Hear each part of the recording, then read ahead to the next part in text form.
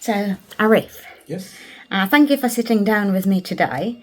My new series for Vis Art Media focuses on invisible parts of Leicester. We walk past people in doorways every day, but rarely stop to understand the mechanics of how they got there. Before we talk about the streets, I'd like to know a little bit more about you. I can hear a bit of an accent, which isn't local. Where are you from originally? From Bolton, in the northwest. And what brought you to Leicester? Work back in 2002. It wasn't this, it was something else completely. But since 2002, I've been here, so more than half my life in Leicester. When you looked at Leicester, when you first came, with fresh eyes, what specifically about this community you've spotted? A lot bigger, obviously, it's being a city. I come from a town. The place was a lot bigger, the roads were wider, more population, more ethnic people, because I think out of the world, Leicester has the biggest South Asian, Indian community rather, should I say, outside of India. So it really is, it was an eye-opener for that, because it wasn't as populated with, I guess, Asian people, Indian people, Pakistani people where I come from, but obviously that was one of the eye-openers. But then it was a mixture of people as well. I mean, I've never looked at anywhere where, I feel like there should be like a certain demographic somewhere. I just get on with everybody. Born here, get on with everybody, and it's still the same today. I don't have like kind of any narratives or anything that kind of influences the way I think or anything like that. Unfortunately, some incidents do kind of like take their toll on you, and I guess they play a part in the way you look at things. But genuinely, I'm one of the most friendliest people you'll ever meet without any prejudices. Okay, and what do you do now, and what brought you to this? So I help homeless people. I help people that are struggling. Anybody who needs assistance with food, clothing, accommodation, any kind of general help where they're kind of stuck in a rut, maybe they don't know what they're entitled to, that's what we do. So it started back in 2014. So I took inspiration from a video of a friend who does something very similar in Bolton. He's still doing it to this day. His organisation has grown quite big, Homelessness UK. And I watched this video and I thought, you know what, that's such a good thing to do. It's so easy as well. So what I did was I went on eBay and I found a bulk lot of jeans, 14 pairs of jeans that I won from somebody in Coventry, and I think they met me, or Hinckley it was, and she met me halfway, and I told her what it's for, and she met me halfway and gave me the jeans, and I paid her and stuff. And I got some of my own clothes, some of my own t-shirts, some of my own jackets, and put them in the boot of my car. Went onto the streets of Leicester, found the first person that was begging on Granby Street. He had wet jeans on. I said, look, do you want some clothing? He's like, yeah, why? I go, come over to my car, I'll help you. So he came over to the car, went through all the clothing and stuff, sorted it out, found him some jeans, found him a jacket, got him some t-shirts. I asked him, look, I'm going to be starting this. I'm going to be using social media. Do you mind if I take a picture? He goes, yeah, that's absolutely fine. And it started from that one picture, from that one trip out on Granby Street in 2014 in November. And it's grown from there. So the traction started to build. The picture started to go more viral. People started contacting me saying, oh, we'd like to help you. I've got some clothing, can I drop it off to you? So then clothing used to come to my house. Me and the wife used to sort it out in the kitchen.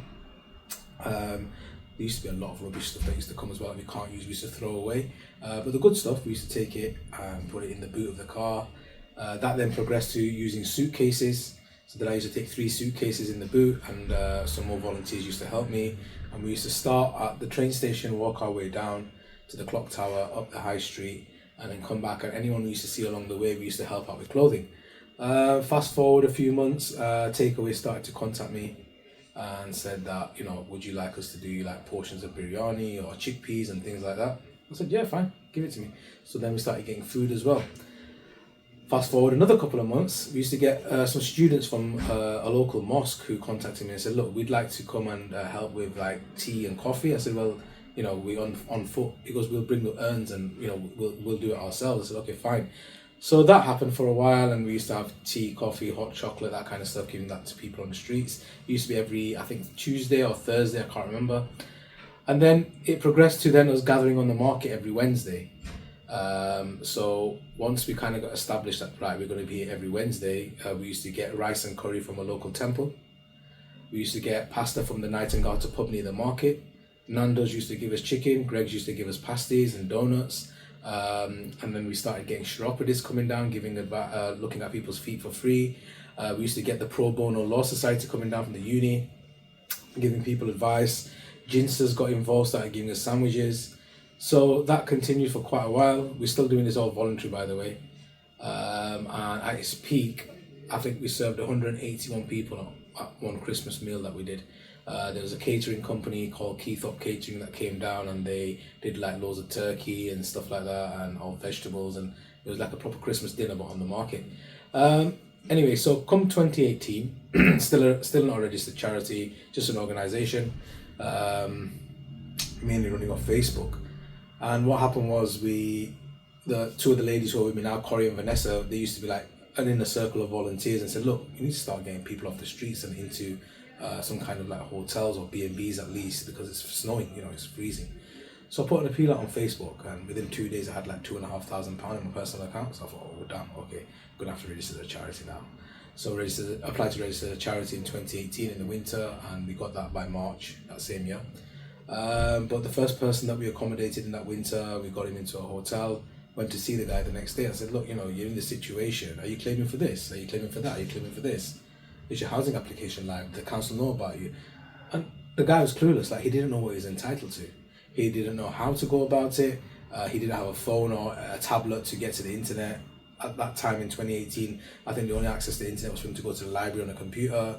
And unfortunately, when you've got so much chaos going on in your life, that might not be on the top of your priorities to get to a library and start applying for stuff. So we then took it upon ourselves to help him claim what he was entitled to, but also find him somewhere where he could go and stay with a roof over his head.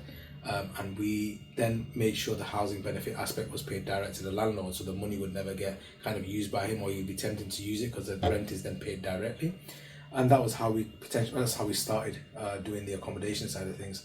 Fast forward now, we probably accommodated nearly 1,000 people. Yeah, so there's a lot of people, and that's a lot of people who've got off the streets. But it's a wide variety of people as well. So going back to 2018, so we started doing that for a lot of people, and we said to the council that, look, in essence, we're doing something. We're reaching a group of people that you can't reach, because these guys are never going to come through your doors. They can't handle the formality. They can't handle the lanyard and the behind the screen situation. Where with us, it's very informal. It's very one-to-one. We can get through to these people. What do you want to do to support us? because we'd like to do this full time. So we had a meeting with the council, the top dogs, and the people that are in charge with the housing and stuff. And I think they gave us an amount. I think it was either £30,000 or £50,000 initially, and said, right, here's this. We want to see this, and this. See what you can do with it. And that's how the relationship with the council grew, because initially before that we used to butt heads. It wasn't always pleasant. Like, we've had a protest outside the council office where we've handed a signature with a petition with a load of signatures on, and because of that they had to have an emergency meeting to discuss what we were kicking off about, basically. But yeah, from that first batch of money that we got in, me, Vanessa and Corey started taking a part-time salary and started to get more people into accommodation. We found a property on Abbey Street, which is I think about £11,000 or £12,000 a year, which was still quite a lot of money considering we never had any money. Because the biggest problem you face as a new charity is you apply for pots of funding, but the requirements are you have X amount of funding in your bank account to enable you to get more money. And in my head, it didn't make sense. I'm thinking to myself, well, if I had that money, I wouldn't be asking you for money. But anyway, we got through that, because the thing is, I've been consistent. There's so many groups that have popped up along the way, try to replicate or even accompany what we do, but it's the commitment levels that you need to have. And in my head, I knew my vision, and I stayed consistent. And I was lucky to find Corey and Vanessa, who kind of like bounced off me, but also had their own ideas, and they're more than capable of like taking the initiative, kind of thing. So they didn't need me to kind of like tell them what to do. So with that first batch of money, we continued to work and took the property on, and it was a big step then.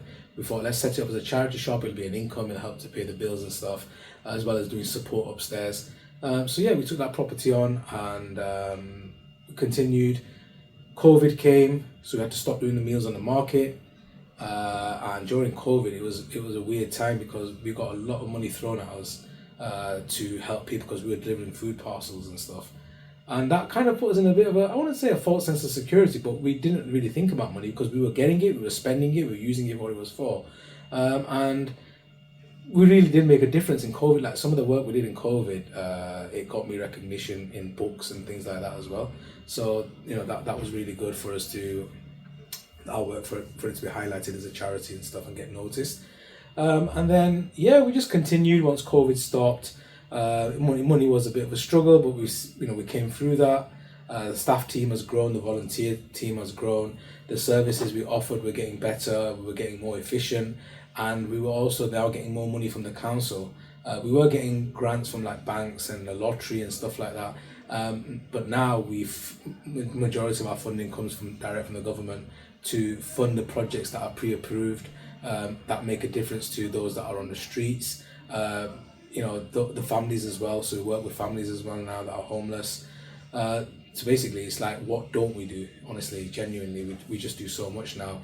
And we're blessed to be in a position to be able to make a difference efficiently in so many people's lives. And it's not happened by accident. As I said, 11 years ago we started, and we've basically built every single foundation, every level has been solid before we've gone to the next step. And that's key, because you can't build a solid building unless your foundation is solid, and the next level has to be solid as well.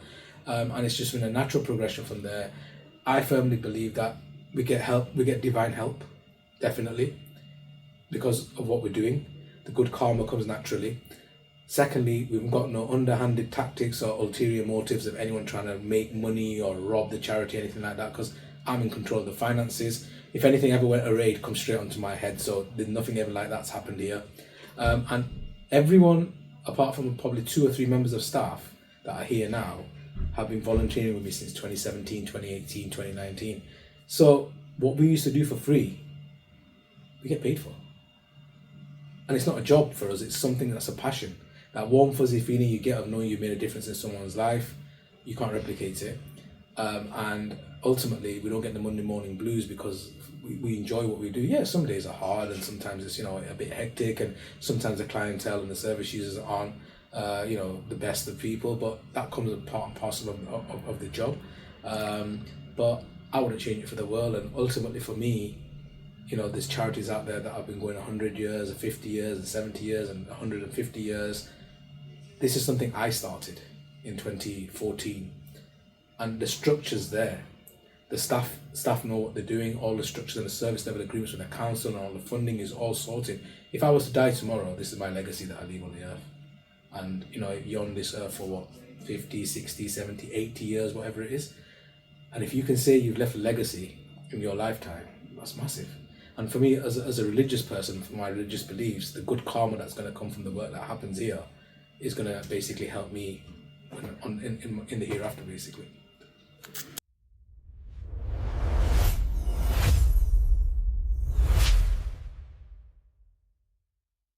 We are in 2025, and despite the woes of this country, the numbers of rough sleepers in Leicester are rising, visually at least. I want to get past the stereotypes. And is this purely about individual crisis like addiction, or are we looking at a systematic economic failure where the cost of renting of a room has simply outspaced of the wages when people can what people can actually earn? It's an amalgamation of everything. So you're right, the cost of living crisis is something we hear all the time. People's wages don't cover the rent. The cost of renting has gone up so much. People sometimes blame the landlords, but then I'm sure on the flip side of that, the landlords have issues with regards to keeping up with payments for mortgages, that kind of stuff as well. So that's one issue. You mentioned addiction. I'd say alcohol, drugs and gambling is one of the main causes of homelessness. And I'd say that alcohol and drugs is probably one of the biggest restricting factors of getting out of homelessness after. Gambling is a big one. Every second ad on TV is gambling, literally. And there's so many offers around that, sign in or sign up now and get so many free spins and this, that, the other. I remember very, very, very clearly a few years ago, there was a gentleman in our office crying his eyes out. He wasn't your typical homeless guy because he was still quite well presented and quite clean. And, I started chatting to him. I said, "What's up?" And he goes, "I just can't believe the situation. I've had to accept reality." I said, what's going on? He goes, oh no, it's all started off when he put an accumulator bet on. And I think he put down £3 and he won like £18,000 or something. And he goes, for me, that was the worst thing that ever happened in my life, because after that, I was trying to replicate that buzz. I was trying to try and do it again, thinking I knew the system. He started taking loans out when he started getting into debt. He was a mortgage advisor. He had a house, he had a car. He had a really nice car as well, an S5. He had a house on mortgage. He had a wife, he had kids. Took loans out on his name, took loans out on his wife's name, maxed out the credit cards, all to do this. He goes, at one point he was gambling on, I think, Brazilian netball at 3 o'clock in the morning or something. He goes, I didn't even really have a clue about it. And he goes, I was betting on anything and everything. The wife ended up leaving him, took the kids back to her parents. He lost the house, he lost the car. He ended up homeless, and he had to accept that, you know, he was like any other homeless person right now. And he goes, for me, I couldn't accept it. Like, I just didn't see myself as, you know, your typical stereotypical homeless person. And he goes, when that hit me, you know, when I was in the Dawn Centre, basically, it hit me hard. And he goes, you know, I'm here now, I need to try and change my life. But he goes that, obviously, if I do get any money, I'm still tempted to gamble, trying to get out of it. So it was a mess, and gambling is a massive. And then you got the alcohol. I mean, there's just so many different varieties of alcohol available. You can buy like alcohol at a petrol station. You go to fuel up, and you know it's there. Temptations in your face, and there's so many cheap alternatives of alcohol now coming in from different countries. People get addicted so easily, and it helps them. Initially starts off with comfort, trying to get through some difficult times, and it just takes the edge off, and that just soon spirals into like more cans or whatever it is, and that is a big problem as well. Drugs, obviously, you know, it starts off with the gateway drugs. A lot of people have started off with something like weed, which people say is harmless. That then leads on to something else, that leads to different friend circles, that leads to them maybe going out and trying different drugs and recreational drugs, which then probably leads you to trying, you know, maybe heroin or whatever. Sorry, not even heroin, sorry, rather like cocaine or something for a buzz. But then the thing is, if you can't afford it, then what do you do? And if you're addicted, then you've got another issue. Some people that I've spoken to have got addicted accidentally by glamorized TV, by glamorized films. So back in the day, there was a film called Trainspotting. If you don't know if you've seen it or not, it basically glorifies drug taking when you're going out clubbing and stuff. Because of that film, there's so many people, there's a generation of people that started trying drugs and didn't even realize that they were addicted. When they were getting, you know, the shakes and stuff, because they were addicted, they were actually thinking it's flu, and started taking flu medication, thinking it's just flu, only to find out they're addicted after, and by then it's too late. And literally, it's a whole generation of my age, like my generation, that have accidentally got addicted to drugs. Then you got another issue, which is the legal highs that people had. Like stuff like Mamba and stuff was legal at one point because you could buy it in the shops, only for it to be banned when people found out how, like, you know, addictive it was. But then, hold on, you've just created a whole generation of people that are addicted to something that was legal, and now it's illegal. And then the problem with it being illegal is not regulated, and people then mix it and cut it and do this, that, the other to make it, you know, make more of it to be more profitable. But you're getting people that are smoking this stuff that's laced with like alloy wheel cleaner and benzoids and all sorts. So there's people passing out that are like seasoned smokers that are passing out after 2 puffs. Dangerous. People ODing last year as well because of like bad batches of heroin going around. And obviously all the authorities and the charities that work with these people get alerted, you know, be on the lookout. It's just so much that goes on. But going back to the original question, I absolutely forgot what you asked me. Oh, cost of living and stuff. Yeah, so yeah, you're right, exactly. So yeah, it's a mixture of all things that are kind of leading to more people being on the streets. You've also got an influx of asylum seekers coming in as well. And that is then a strain on the system. I'd say the easiest part of the asylum seeker system is, firstly, when they come in, you know, while they get the right to remain, they're accommodated. But then once they've got the right to remain, they've got 30 days to get out of that accommodation. And then they're like anybody else who's on the street. The thing is, because the majority of the guys that come in, that asylum seekers, don't have addiction issues, don't have alcohol issues, they find accommodation a lot easier. Landlords are more happy to work with them because they know they're not going to get any issues in the property. So that does help to get them off the street as well. And the majority of the asylum seekers that come in, once they're allowed to, I'd say at least half the ones that we've seen are now working, paying tax back into the system, and that's a fact and figure that you don't really hear about in the mainstream media. But genuinely, you know, they just want a better life and want to, you know, they don't want to live off a free handout, literally. We usually talk about people that we see on the doorways that are visible, but that's just the tip of iceberg. Can you tell me about hidden homeless, the sofa surfers, people living in cars, families in temporary B&Bs? How massive is that invisible population in Leicester right now compared to what we see? Massive. I'd say at least there's about 500 families, roughly, in hotels and temporary accommodation that the council are putting up, and they're either waiting for a council property or some kind of private tenancy, or to get out of that situation. It's great that they've got a roof over their head, that they're not on the street, not in the cold. They've got a warm bed, but it's not easy, as you can imagine. Imagine a family of 3 people or 4 people. You got parents, you got 2 kids trying to live in a hotel room. You want to get changed, you've got to go in the bathroom for dignity issues, and you're not free. The kids can't run around, they can't stretch their legs. So yeah, there's about 500 homeless families in Leicester at the moment, and the council are doing their utmost best, as far as I can see, to basically try and resolve that. They do get a lot of stick, the council do, but they can only do so much. Hence the reason why they kind of work with charities like us that can deliver some things that they can't. So yeah, there's about 500 homeless families, and I'd probably say about 250 individuals who are hidden homeless, sofa surfing. There's a few that, yeah, you're right, sleep in cars and stuff. That's not rare. That is something that happens quite a lot. And even with sofa surfing, sometimes they outstay their welcome, they get kicked out, and then they try and find somewhere else. So yeah, it is a big problem, definitely, and I guess it's never going to go away. It's just going to probably increase, and it's just going to get harder, especially with, like you said, the cost of rent and everything going up. People not being able to save up enough money to get themselves out of that situation. It is getting harder and harder, definitely. We have that stigma that if you work hard, you'll be safe.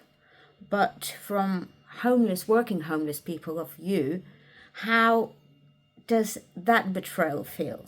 To put a uniform on, go to work, then return to sleep in a vehicle, does that destroy a person's face into the society they can contribute to? I guess so. I mean, now the problem is the way the benefit system and everything is set up, and that again, those rules and the way that works is set from, Westminster, Whitehall, whatever it is, from the government.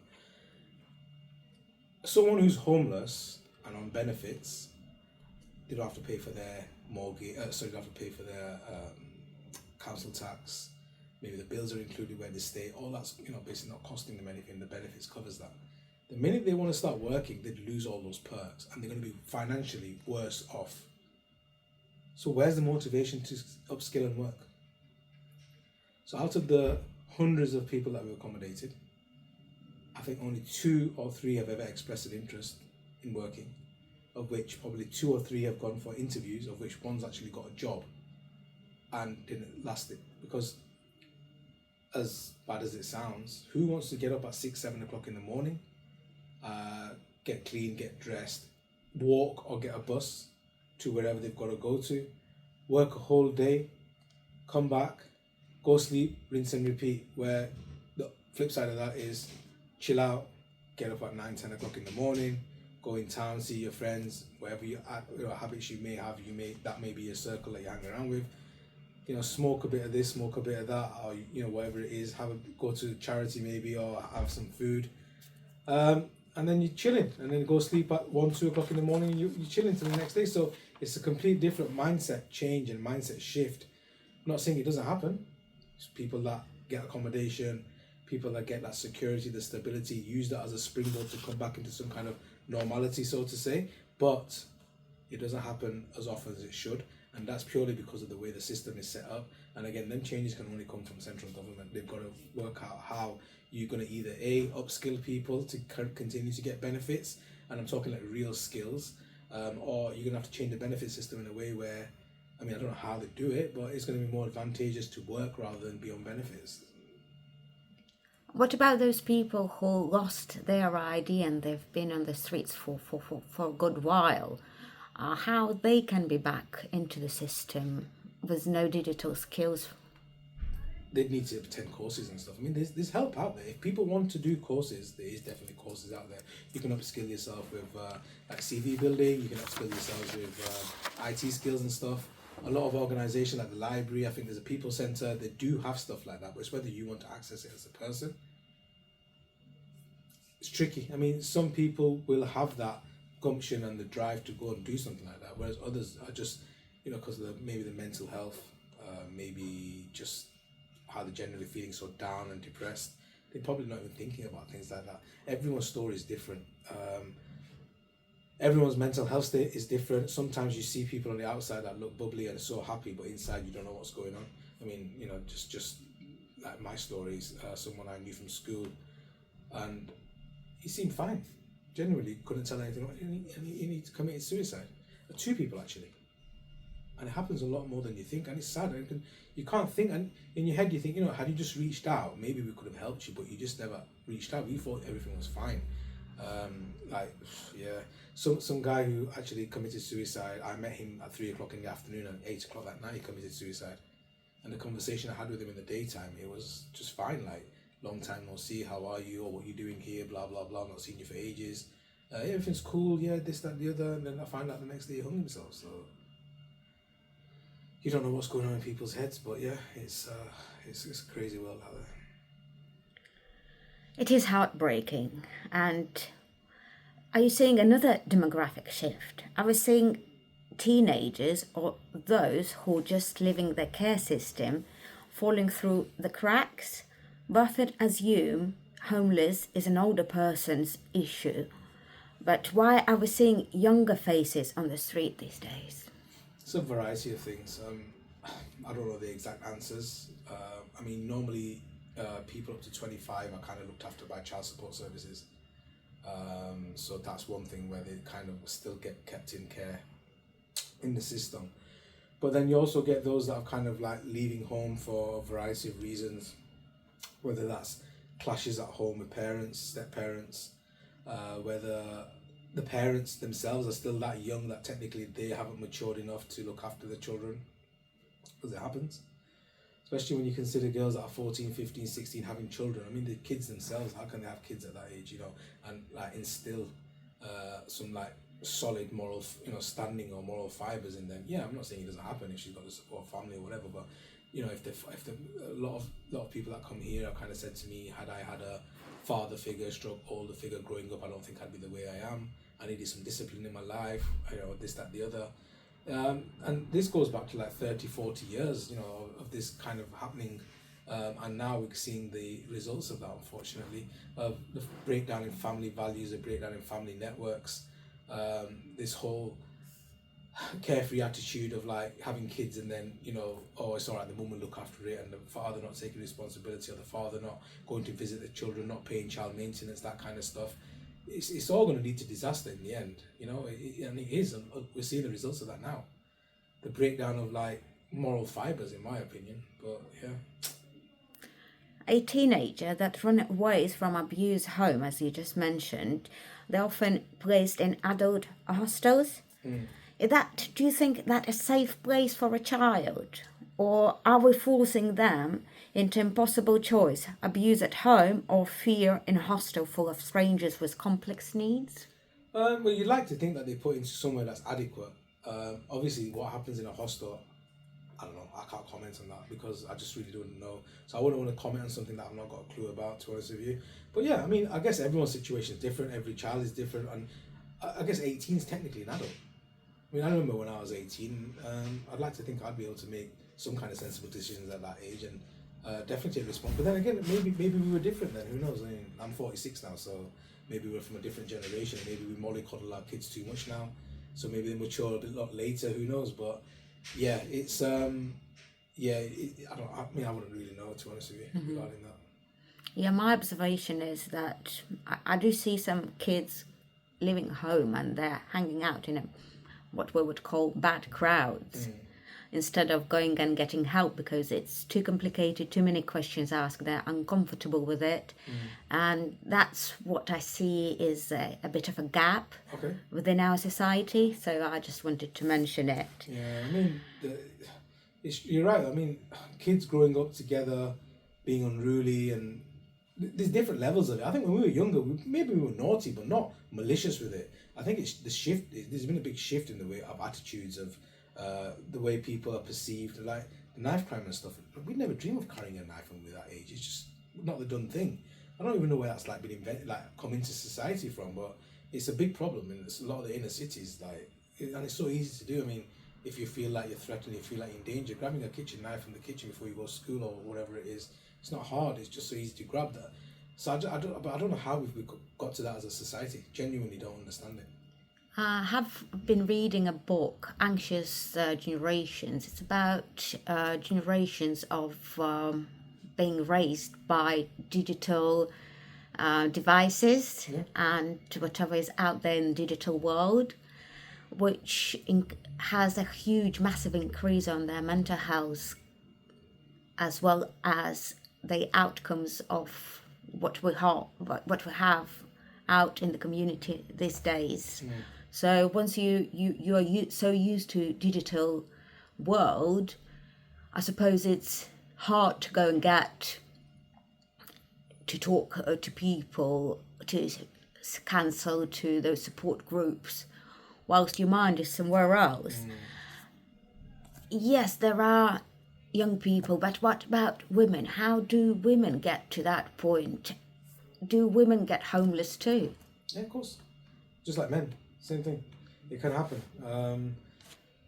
There's, I guess sometimes there's a little bit more support out there for women to an extent, which is probably why you see less women on the streets. But some choose to be there, unfortunately. Whether that's through choices they've made, and for some definitely it's choices that they choose. Like I know one lady that I started helping when I first started doing this in 2014. She's still on the street, and she's happy. She's happy on the street. She'll probably go into accommodation maybe like once or twice a week. Once she's there, she'll clean up. She'll have a shower. She'll come here for clothing. She'll come here for fresh underwear, that kind of stuff. Shower gel, whatever. She'll go have a shower maybe once or twice a week. And she'll spend the rest of the days in outside on the streets because she has people that regularly come and give her money, regularly come and give her food, and she's happy there. Even if it's like -2, -3 outside, she'll still sleep outside. But that's her choice. You do get people like that that just will not go into accommodation. We've had people that we've accommodated before who spent one night in accommodation, tried it again the second night, said I can't do this, it's not for me. People that have kind of gone into accommodation and leave the TV on before they need the white noise in the background, the radio on. That's the only way they can sleep. But for some people, they become that accustomed and that used to the way of life on the streets, they just don't want to be accommodated. They're happy, they don't want the responsibility of bills, they want the responsibility of answering to someone maybe and that kind of stuff. Everyone's situation is different. And talking about women, sexual exploitation, is that the case on the streets when the woman becomes homeless? Very much so. It's a big, massive risk, a big, massive danger. Whether that's done through the need to earn money to feed addiction, whether that's done through the necessity to earn money, or else you're going to get beaten up by whoever's looking after you, like a pimp or whatever that may be. Whether that's done through just a survival instinct. Unfortunately, yeah, sex working is a massive thing. Exploitation is a massive thing, and it's really sad, especially when you hear this. Because I've got a really soft spot for women and children when it comes to this kind of stuff, and genuinely it does really hit home, and you feel it. I mean, as someone who's got empathy and someone who's got care and compassion, it's really a sad situation out there, and it happens a lot more than you may think. And so some women are strong. I mean, some women don't need a man to look after them, and they happily just live that lifestyle alongside the men that are living that lifestyle. And the others will get either talked into, or, as I said, because they may be weaker in the sense they're not as strong-minded, they'll get, what's the word I'm looking for? Not forced, but forced to an extent, but talked into, I'm trying to think of the right word. Convinced that maybe, I'll look after you.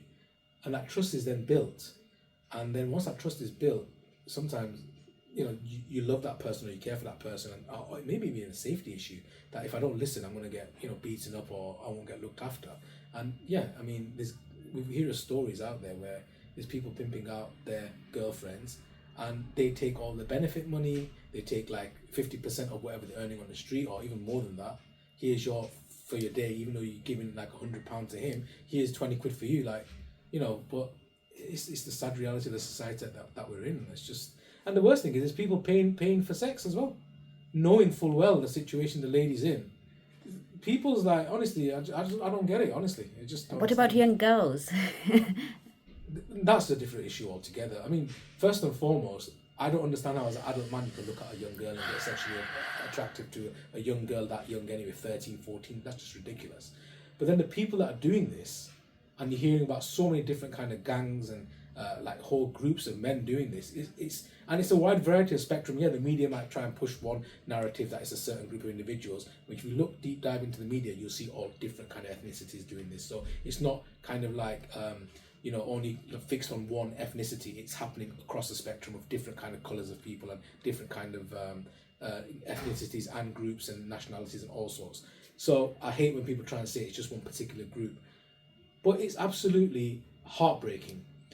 If you think about your own child that is going to be exploited in that way, it's heartbreaking. But that's the thing, as I said earlier, if your family unit is not solid, if you as a parent haven't got that relationship with your child where you're going to be a family unit, and that goes back to what I said, young kids having kids, not being able to bring a child bringing a child up, it doesn't work. And then that child gets put into the care system, whatever, who's looking after that child? The workers might be there, yes, but there's only so much they can do ultimately. And then once you hit a certain age, you're going to be going out doing your own kind of stuff anyway.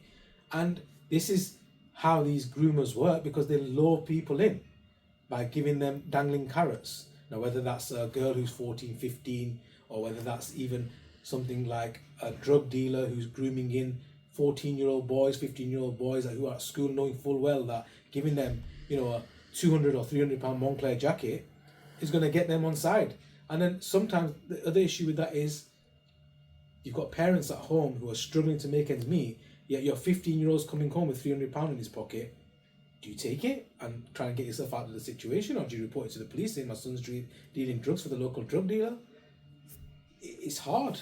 It's hard out there. It's just, honestly, the world's not a nice place, man, when you get into it. So I just, it really does, it baffles me the way some people work. And I don't understand how we've got to this as a country, this situation. I really don't understand how we've got to this, genuinely. And sometimes it makes me think, like, are the laws in this country too lax? Are they too easy? You've got certain countries in the world that things like this are proven beyond reasonable doubt with witnesses. I mean, you could lose your life. You've got death penalties in certain countries. And yeah, honestly, I just don't know how we've got to this as a country, as a society, especially in the Western society, how it's breaking down. And this is happening across the whole of the Western society. You're getting this in the UK. France is really struggling. You've got stuff happening in America. I just don't know how we've got to this, to be honest with you, genuinely. Talking to your clients, you most likely often hear how public interacts with them. Yeah. What hurts the most? The verbal abuse, the people who simply look right through them if they just aren't there. What does the invisibility to do it to person's identity over the months and years? It breaks them down mentally, but I think they become accustomed to it eventually, I think, especially if they're on the streets for a long time. They just kind of learn to just accept it, and that's how it becomes. There's a lot of caring public out there as well, on the flip side of that. Yeah, there's a lot that probably walk past people thinking or whatever, but there are some out there that actually do reach out and try and make a difference. But then the other issue you've got is not everybody you see on the street is homeless. So you've got people that are on the streets begging, may look homeless, may dress up to look homeless, but are begging for money to feed other addictions, but they've got accommodation. So then that's another thing that doesn't help, because then you've got public who are thinking, well, why should I help that guy if he's just going to take our money and spend it on drugs, alcohol, or whatever it may be. which is why we come into it. You've got charities like us that are registered. You've got charities like us that are working with these people on a level where if they actively want the help, we will get them off the street into safe accommodation. And that's why it's important to, I think, rather than just give money to someone on the street, knowing full well that money's going to be probably, used for the wrong thing or something you may not agree to. That's why I don't encourage giving money to people on the street. But some people on the flip side will say, well, who are you to say no to us to give money to people on the street? It's their choice what they do with it. Well, that's fine. If you're happy with feeding addictions, then no problem. You'd rather better off going buying food for someone. If they say they're hungry, go buy them the food, give them the food, as opposed to giving money. But look, everyone makes their own choices. It's their money, so I can only advise what we know, and we only advise based on what we've learned. So. Yeah, that leads to my next question. I have been walking around the city, and for example, St. Martin's, I can see the contactless donation stickers on the windows of the shops. The donor taps the machine and feels they've done good, but does it actually reach homeless people? Yeah, it does. So the organisations that are chosen for that are chosen by Vis Leicester. Vis Leicester look after a lot of the city centre businesses, work with them as like a umbrella organisation to kind of unite them, any issues they've got to try and bring them to council, that kind of stuff. We were chosen as one of the charities that they supported, so they do campaigns where it lasts for 6 months at a time, and they do choose charities that are local, that work with homeless people, and obviously the charities are vetted, they've been doing good work, and the money used does go to the homeless people, definitely. And do you know success stories? For example, somebody that would be homeless themselves and then they turned their life over and are helping homeless themselves now? Many. Our star employee here, Adam, he was homeless in 2018. He's one of the first people we helped. When we started working with him, the guy was like a size 24, 26 waist. And he'll tell he tells his story regularly. He slept in bins, he's ate out of bins, he's used every drug you can think of. And we started working with him intensely. He now works here. He's our employee. He's like, he won't like me saying this, but I think he's like a size 38, 40 waist now. Happily, he's got a family, he's got a kid, and he's working here. And the thing is, people resonate towards him because he's been there, done that, and that makes a big difference. So you've got Adam, who's here. We've got other volunteers here as well, who used to be homeless, who are now more stable, and they're now giving back to the community that they used to be involved in. So people coming in, they know them because they know them from the street lifestyle. And not just us, there's other organisations as well that have got lived-in, experienced staff. And that makes a big difference because, as I said, you can go and read books and you can go and study a degree and learn about what homelessness is and how to help or whatever. But when you've physically been there, done that, you've lived it, you know exactly how these people are feeling, it makes a big difference, especially to the people you're helping, because they look at you as one of them who knows what they're going through. So, yeah, it makes a big difference, definitely. We have been discussed quite a few problems, but what about the solutions? Do you have any message to send to the landlords, for example, that choose not to rent the houses to people that have big gap in their CVs, general public as a society? So I think if you've got spare money, do your research and donate it to a charity that is actually doing physical work out there with tangible results that they can show you. Because you can donate to a charity and you say, oh, I've done my bit. Well, I think giving and charity shouldn't just be giving money to someone and that's the end of it. I think it's your duty as a person to research and do your due diligence as to what did they actually do to ensure that your money isn't going on the bills, or the money's not going on the wages of the CEO, or the money's not going on whatever it is to fund a lifestyle or keep the lights on maybe. Yes, that's important. Look, charities need money to keep the bills for bills and keep the lights on, get the heating on, and obviously run the kitchen and get the food in. But are they, really making a difference? That's the question. And you need to do as a donor. That's the homework you need to do. With regards to landlords and business and people like that, you get different kind of landlords. You've got some landlords that would see property as a cash cow. That is just a business for them. They don't have no personal affiliation with that property. They don't care if it gets trashed. they expect it to get trashed, like in the sense that they expect if a tenant leaves, there's going to be certain things they're going to have to like repaint it, and they see it as a proper business. And those kind of landlords will work with us. They're happy, you know, they've got 60, 50, 40, 60, 70 properties split up into rooms, and they understand, you know, they're never going to live there. Them properties literally are what they are, is just for them to earn money.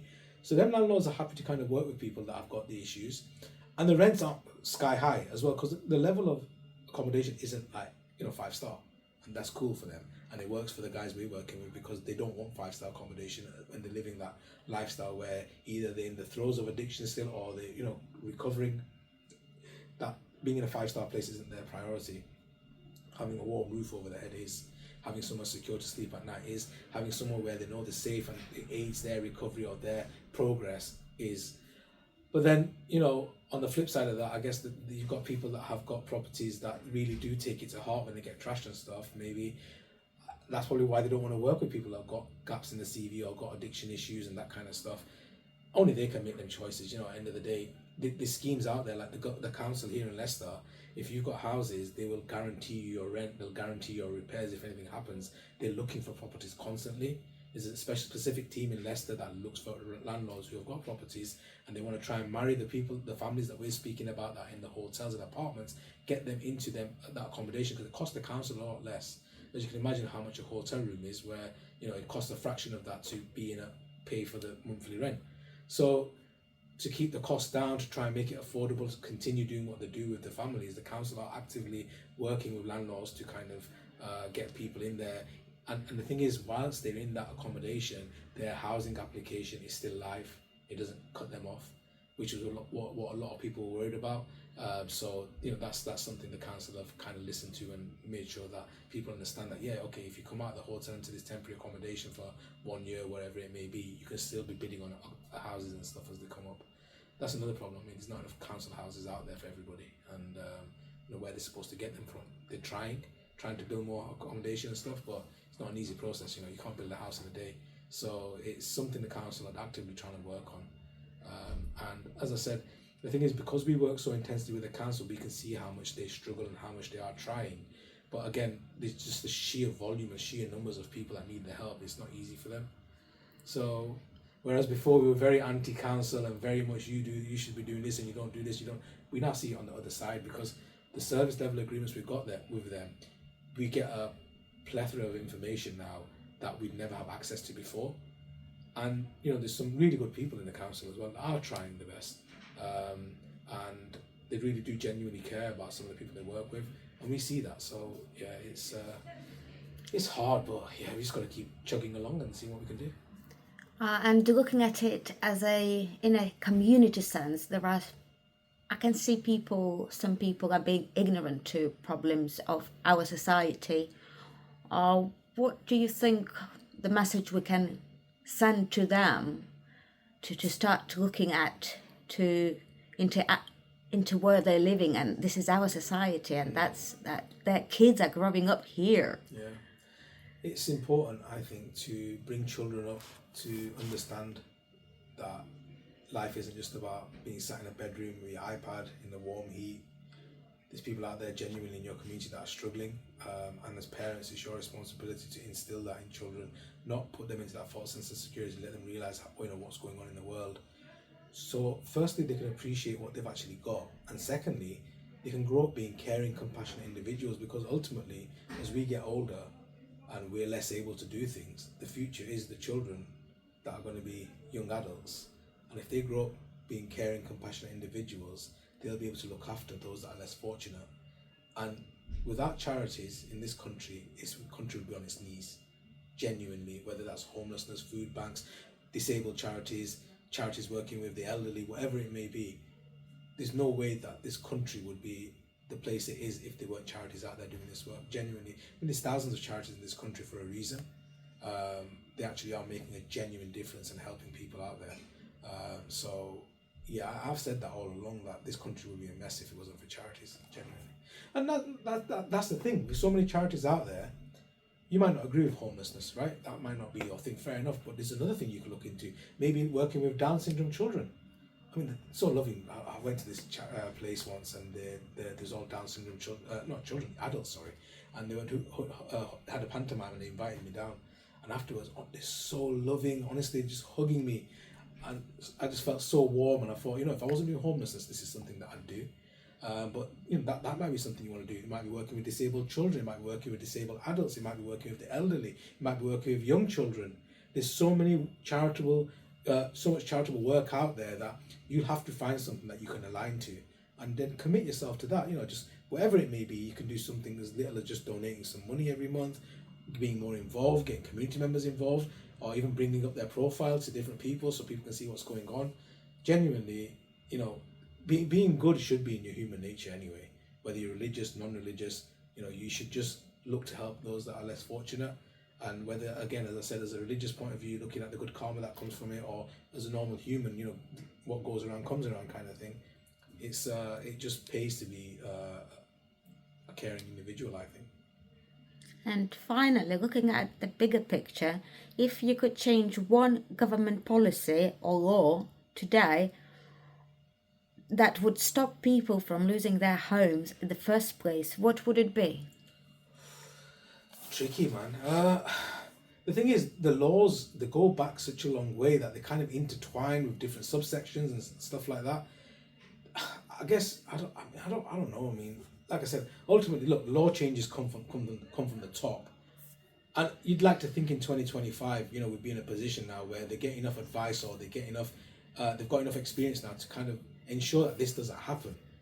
But I mean, I don't think there's just one solution to this. There's a variety of things that need to happen for these changes to take place. I mean, like I said, it depends how far you're going to go back to the root of the problem. Like, okay, first and foremost, how are drugs getting into the country? Why have you suddenly allowed so much alcohol to be advertised everywhere? How much tax are you making from this? Is that the reason why? It's so much, honestly. It's a can of worms once you get into it. So as an individual who, as humans, we've got brains, and obviously, if you want to start deep diving into stuff, you can. It's important to, I guess, I always say trail the money back. That you'll find the answers there, genuinely. But again, yeah, I don't know. There's so much, genuinely. I don't know how to answer that question in just like one sentence, basically. Thank you, Arif. I just wanted to record your insights from inside the system, to share it with people and pass the message. What about you? What can you do for our community? Me? People that are watching it. I hope you've listened to what I've said, and especially the bit about growing up, bringing your children up as caring individuals. Like I said, there's so many different charitable, different kind of charities out there that something should align with something you're interested in. If it's not homelessness, as I said, it may be something else. Maybe just be food bank, maybe cooking for the community. There's places out there where you might say, right, okay, well, maybe I want to come and help you serve food, or I want to help you cook. I've got like a food hygiene level certificate. If you've got a kitchen, I'll cook for you. Maybe I'll go around collecting donations of, food bank items for you, or maybe I'll go collecting meat from butchers, and you can use it. Maybe I want to give toys to children. Maybe I want to go and collect disabled aids that people don't use anymore, walking sticks, wheelchairs, and we'll give them to charities that need it. There's so much you can do. It's whether you want to do it. You can be that change within you, basically, and you've got to have the drive and the commitment to want to make a change, and then be firm and stick at it. Don't give up, because when you're kind of committed, and that's why we are where we are today. 11 years ago when I started this, I didn't know we were going to be here now, but we stayed constant all throughout. Always making sure the foundation that we're on is solid before we move on to the next project that we do, or next kind of help that we offer. And that's the reason why we've grown. And I've picked up some amazing people along the way, like Corey, Vanessa, the rest of the team. As I said, they've been volunteering with me from 2017, 2018, 2019. So this charity is not just mine, it's very much their baby as well, which is why, we don't get the Monday morning blues coming into work, because we don't see it as work. It's something we used to do for free before. Thank you very much, Arif, for your time and for your messages. And I hope this interview will make a difference in some people's life. And so. I've talked a lot. Lovely. Thank you for that. That's fine. Thank you.